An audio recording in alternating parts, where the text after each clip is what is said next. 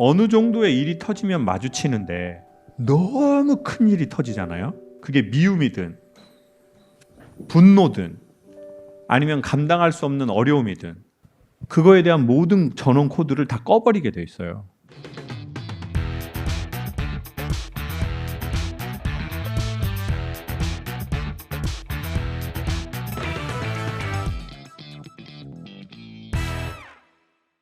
거절에 대한 문제인데요.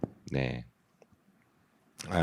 저는 거절을 하기가 너무너무 어려워가지고 듣기 귀찮은 얘기도 중간에 못 끊고 그래서 길거리에서 이거 지금 대표님이 쓰신 거 아닙니까? 아니요. 이거 3시간, 뭔가 냄새가 나는데 지금.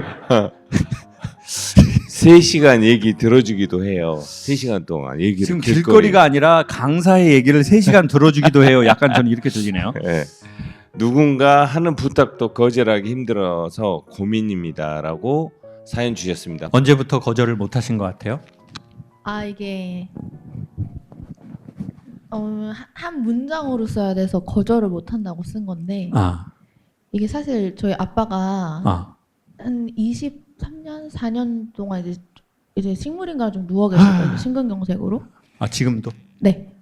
근데 제가 이제 35인데 좀 오래됐죠. 초등학교 5학년이니까. 근데 이제 아빠 쓰러지고 나서 나이가 들고 깨달았어요. 저는 어렸을 때 이제 혼자 지냈는데 엄마가 옆에서 아빠 그 케어를 하고 하는데 제가 어린 나이에 혼자 살고 싶었나 봐요. 그래서 귀도 닫고 눈도 닫고 아빠라고 지금까지 부르지도 않고 도와달라고 도와주지도 않고 그러다 보니까 성인이 돼서 친구들이 그러더라고요. 너는 왜 너 듣고 싶은 말만 들어? 뭐 이런 얘기를 한다거나 그리고 제가 충격을 받거나 아니면 너무 기분이 좋아도 아니 너무 기분이 안 좋거나 그래도 기억을 잃어버려요. 그래서 그런 얘기를 듣다 보니까 남들이 뭘 말하면 한편으로는 나를 안 좋게 볼까봐 아니면 좀 안 좋게 생각할까봐 거절을 안 하고 계속 들어주게 되다 보니까 제가 너무 힘든 거죠. 그래서 오늘은 누구랑 왔어요? 엄마랑. 엄마랑. 네. 이 여성분은 독립했어요? 집에서? 어... 같이 살아요? 네, 독립은 했죠. 독립 네. 아닌 독립을. 또 다른 형제도 있나요? 여동생 있어요. 여동생은 우리 여성분처럼 해요? 아니면 또 다르게 해요? 저랑 반대예요, 아예. 반대. 하기야 저도 술을 아예 안 먹는데 저는 종교적인 신념 때문에 안 먹는 게 아니라 아버지의 되게 강한 그 에너지에 반대급부로 안 먹는 거거든요. 아버지가 너무 많이 드셨기 때문에. 그리고 저희 형은 그때 청소년 시기였기 때문에 그 술을 먹고 아버지가 집에서 어떻게 하는 걸 다 봤잖아요. 그래서 술이라는 게 가정을 어떻게 만드는지 아니까 이렇게 나쁜 술은 자기가 먹어서 없애야 되겠다고 하더라고요. 왜냐하면 다른 가정이 우리 가정처럼 되면 안 되니까. 그래서 형도 극단주의자가 됐고 저도 극단주의로 바뀌어 가더라고요. 근데 그 극단주의가 된 거는 극단적 상황이 만들어낸 것 같아요. 그러니까 우리 여성분의 아버지의 상황이 사실 아주 극단적 상황이잖아요. 그리고 그게 제가 보기엔 아이에게는 엄청난 폭탄이 터진 거거든요.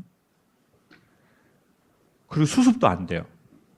이 폭탄이 터져서 10년, 20년, 30년까지 가정에 엄청난 그거를 이제 지금 가지고 왔단 말이에요. 변형을. 그리고 그 나이에 어린 나이에 우리 여성분은 그거를 느꼈고 인지했고 예측했을 것 같아요. 이 어마어마하게 말도 안 되는 이 일을. 사람이 어느 정도의 일이 터지면 마주치는데 너무 큰 일이 터지잖아요. 너무 내가 그 사람을 싫어하거나 너무 그게 크잖아요. 그게 미움이든 분노든 아니면 감당할 수 없는 어려움이든 그러면 우리는 마주할 수 없거든요. 이렇게. 그러면 우리가 살아남기 위해서 어떻게 해요? 그거에 대한 모든 전원 코드를 다 꺼버리게 돼 있어요. 왜? 내가 이걸 대면해서는 이 엄청난 이 방사능과 이 엄청난 폭발에 내가 그냥 생명의 위협을 느끼면서 그냥 사라져 버릴 것 같은 그 힘듦이 있거든요. 그러면 여기 스위치 방을 다다다다 다 끄고 우린 이렇게 살 거 아니에요. 그리고 우리 여성분이 그렇게 사는 것 같아요. 이 아이가 감당하기엔 너무 힘들었으니까. 대면하기엔. 이 단어가 되게 중요하거든요. 대면. 이 상황을 대면. 이 현상을 대면하는 거. 어떻게 하지? 그러니까 우리의 항상 가장 기본 본능은 우리의 생명이거든요. 그리고 그건 당연한 겁니다. 우리의 기본은 우리의 부모도 아니고 우리의 가족도 아니고 뭐예요? 사람은 자기 자신이에요. 자기의 이 생존적 생명. 그거를 위해서 우리는 방어 기제를 발휘하는 거죠. 근데 이제 그때 너무 이제 지금같이 우리 여성분이 얘기하는 이렇게 아버지가 의식이 없는 채로 20년, 30년 있는 경우가 흔치는 않잖아요. 네. 그러니까 이제 그래서 1번 제가 말씀드리고 싶은 게 첫 번째는 그럴지 않을지 그럴지 모르겠지만 본인을 자책하거나 비난하거나 힐난하지 않았으면 좋겠다는 거예요. 그거는 우리가 그냥 보통의 자기의 생명체를 갖고 있기 때문에 이거를 너무 감당할 수 없고 오히려 내가 마음이 여리고 내가 마음이 약하니까 자기를 지키려고 한 우리의 그 보호 기능이다. 근데 문제는 뭐냐? 그렇게 해서 생긴 우리의 어떤 습관과 뭐가 생겨버렸잖아요. 패턴이.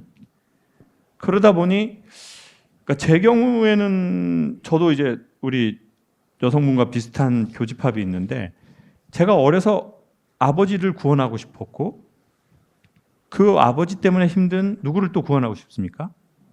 엄마를 되게 구원하고 싶어요. 그리고 최종적으로 구원하고 싶은 사람이 있어요. 누구예요? 자기 자신이에요.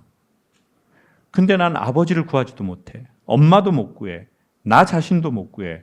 그러면 우리가 할 수 있는 건 도망 나오는 것밖에 없어요. 이 상황에서. 그럼 도망을 나왔잖아요. 그러면 우리는 늘 구원에 대한 목마름과 컴플렉스가 생길 수밖에 없어요. 근데 우리가 거절을 한다는 건 우리가 전에 거절받았던 것이 상기되는 일이거든요. 그리고 여기에서 거절은 뭐냐면 자, 아이는 내가 되게 어린 아이예요. 그러면 아이가 환영받는 건 뭐냐면 엄마 아빠의 사회적으로나 육체적으로나 정신적으로나 금전적으로의 안정감과 친밀도가 자녀를 환영하는 짓이에요. 근데 아버지가 원해서 그런 게 아니라 엄마가 원해서 그런 게 아니라 우리의 가정이 경제적으로든 육체적으로든 정서적으로든 아주 특수한 상황에 놓이게 됐잖아요. 그러면 아이는 수십 년 동안 뭘 당한 거예요? 부모가 의도하지 않았지만 거절을 당하는 거예요. 내가 그 공간에 환영받고 들어갈 수가 없잖아요. 여기가 뭔가 내가 불편하고 어려운 상황이잖아요. 그러면 우리 여성은 제 생각에는 추측에는 그 거절을 엄청 당한 거예요. 거절이라는 게 뭐 못 들어와 이게 아니라 내가 평안히 있을 곳이 없는 거죠. 마음 편안하게. 그러면 내가 어른이 돼가지고 거절을 하잖아요. 어떤 거를? 그러면 이게 올라와요. 자기가 과거에 거절받았던 게. 그래서 아마 우리는 거절받고 싶지 않거든요. 우리는 수용받고 싶거든요. 내가 어떻게 해도. 근데 엄마가 우리 따님을 수용하지 않은 게 아니라 최종적으로 우리가 수용하지 않는 나를 수용하지 않는 건 누굽니까? 그렇죠. 나 자신이에요. 그러는 이유가 우리가 있어요. 너 왜 아빠가 이러는데 안 돌봐? 이게 말이 돼? 미친 거 아니야? 너 같은 딸은 없어 세상에. 아니 네가 살아서 어떻게 이렇게 할 수가 있어? 그러면 지금부터 잘하자. 그러면 두 가지가 생겨요. 첫 번째, 갑자기 하려니까 또 어색하네. 두 번째, 네가 지금부터 한다고 과거에 안 한 게 그게 해결되진 않아. 넌 엄청나게 지금 말도 안 되게 한 거야. 그러면 이 보이지 않는 소리가 계속 들릴 수 있어요. 이런 소리 들은 적이 있어요? 저요? 아예 이것도 막아버렸어요? 우리가 막아버린 것 같아요. 이게 너무 맞는 말이고 큰 소리니까. 그런 생각들이 너무 많아서 사실 그런 걸로 인해서 정신의학과를 좀 다니고 있어요. 오케이. 그럴 수 있을 거예요. 그러면 이게 너무 크니까 우리는 이거를 아예 여기에 등을 돌려버릴 수 있어요. 내가 살아야 되니까 기본적으로는.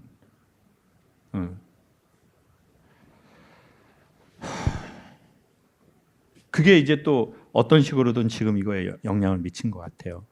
아버지가 지금 의식이 있어서 말씀을 못 하시잖아요. 하실 수 있어요? 없어서 못 하시나요? 의식이 없으니까 말씀 못 하시잖아요. 근데 이제 만약에 제가 우리 여성분의 아버지라면 그렇게 말할 것 같거든요. 이해한다. 그리고 어쩌면 보통 아이들이 겪지 않을 그런 감정을 너한테 줘서 아빠가 되게 미안하게 생각한다. 네가 그런 생각을 안 했으면 좋겠다. 네가 아빠한테 미안해하지만 사실은 아빠가 너한테 의도치 않게 이 모든 원인을 제공해서 아빠가 너무 미안하고 안쓰럽다. 아빠가 그렇게 말하실 거라고 저는 생각하거든요. 그래서 네가 이제부터 진짜 아빠를 위할 거라면 조금씩 거기에서 네가 자유로워졌으면 좋겠다. 그게 아마 저만 그러는 게 아니라 세상의 모든 부모들이 뭐 우리 따님 같은 상황이 있다면 바라는 마음 아니겠어요? 그리고 무엇보다 이렇게 정말 말하기 쉽지 않은 것을 개인적인 상담보다도요. 왜냐하면 전 개인적인 상담은 하진 않아요. 왜냐하면 야매니까 이거 자격증도 없이 돈 받고 말도 안 되는 거잖아요. 근데 이렇게 공공적인 상황에서 얘기를 한다는 거는요. 어떤 거냐면 우리 여성분이 그것과 마주하는 아주 괜찮은 힘이 있었기 때문에 마주한다는 거예요. 이제는. 아마 아빠가 축하하고 기뻐하실지 몰라요. 그리고 그것이 좋아지는 건 갑자기 누군가가 와서 기적을 베풀어서 좋아지는 게 아니라 이렇게 대면하는 걸로 시작되거든요. 우리가 이 모든 문제가 생긴 건 어디에 있어요? 너무 큰 충격이 생겨서 그것과 대면할 수 없기 때문에 생긴 거거든요. 말도 안 되는 충격이라서 그 어린아이가 살기 위해서 닫기로 결정을 해버린 거잖아요. 그러니까 이게 오래되니까 뇌가 이제는 내 의지랑 상관없이 그 상황이 되면 선택적으로 살아남으려고 탁탁탁 다 조절을 해버려요. 그리고는 나 기억 못하는데 이렇게 돼버리는 거예요. 그리고 이제 마음의 자책이 생기면 정신적인 문제들이 우리가 생긴단 말이에요. 계속 그걸 생각하고 이게 스며들어 버렸겠죠. 우리의 의식의 밑으로. 그러니 아버지라면 그렇게 말씀하실 거다. 그리고 그 말할 그때가 된 거다. 그래서 엄마하고 이런 얘기는 좀 이때까지 했나요? 제가 남편 23년 동안 집에서 간호하고 있거든요. 근데 저는 이제 신앙이 있으니까 한 번도 원망한 적이 없고 누구나 살다가 이런 일 겪을 수 있는 거다. 근데 이제 얘가 5학년 때 쓰러진 거였거든요. 근데 중환자실에 이제 뭐 심폐소생술을 해서 이제 살려놓고 막 주렁주렁 달렸는데 들어오라니까 못 들어오더라고요. 그때 완전 겁먹은 아이처럼. 그렇죠. 근데 오늘 한 얘기는 제가 처음 듣는 얘기예요. 아, 그래요? 그러니까 제가 항상 엄마가 그때 너를 돌볼 겨를이 없었다. 너무 위태로운 상태였기 때문에. 근데 그때 내가 너를 품었어야 된다. 너가 얼마나 외로웠겠으며 큰아이니까 다 너한테 맡겨놓고. 그래서 저는 굉장히 회개도 많이 했고 정말 미안하다는 얘기를 정말 많이 했어요.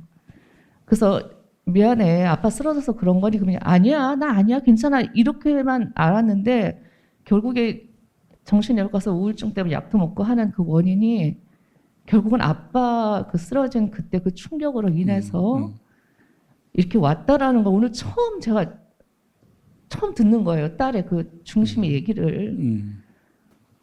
너무 고맙고. 그래 오늘 완전 축제의 날이에요. 그리고 너무 정확하게 지금 얘기를 해주셨어요.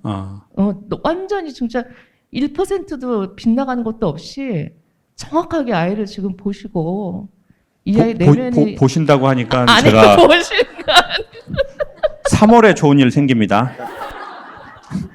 이사 갈 때 동쪽으로 문난대로 가셔야 돼요. 우리 권사님 동쪽으로 문난대로 이사해요. 나 딱 보니까 3월에 좋은 일 생기고 아버지한테도 좋은 일 생기는 거 보여. 약간 그래서 오늘 마침 제가 이제 이런 것이 있다고 해서 근데 언제 그랬거든요. 엄마 나 김창욱 선생님 그거 가고 싶은데 근데 비싸더라고요. 4월에 좋은 일 생겨. 지금 좀 늦춰졌어 지금. 3월에서 한 달 늦춰졌어요. 지금 돈을 너무 아끼네. 가자를 했더니 너무 좋아하더라고요. 엄마 나 아침 9시부터 가서 줄 설 거야. 나 제일 앞에서 뵙고 싶어. 근데 오늘 이렇게 마음 열어줘서 저는 너무너무 감사해요. 아유, 감사합니다.